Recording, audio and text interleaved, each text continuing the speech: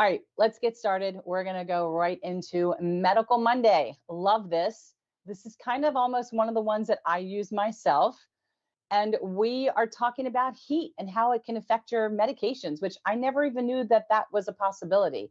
Because, sometimes I just leave it in the car. Sometimes it's in my purse and sometimes it's in my beach bag, whatever the case may be. But we found out that according to today in an article written by Sarah Jacoby, that experts say that fluctuations in temperature and humidity can actually make your drugs less effective. Who knew? Didn't know this. Good thing for you to talk to your doctors about.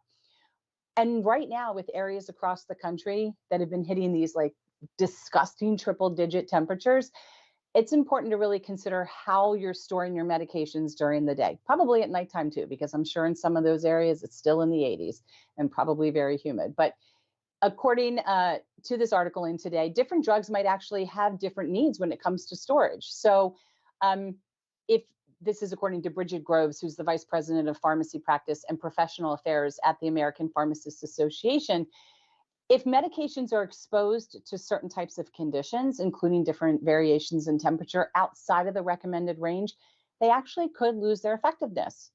So if you'd also like to check out one of our favorite pill case holders, there's a link here and you'll find our affiliate links. They're actually throughout our website and you'll have an opportunity to purchase that through Amazon. What we personally love about this is it does have the AM, PM, for every day during the week. And then you can remove these little canisters and just take one on the go, which is great, instead of having to bring the big bulky one when you just happen to be leaving the house. But I guess that makes sense. I would assume that at certain temperatures, like the outside of a capsule could probably melt. I do not know. I'm not a pharmacist, but it's something really to consider.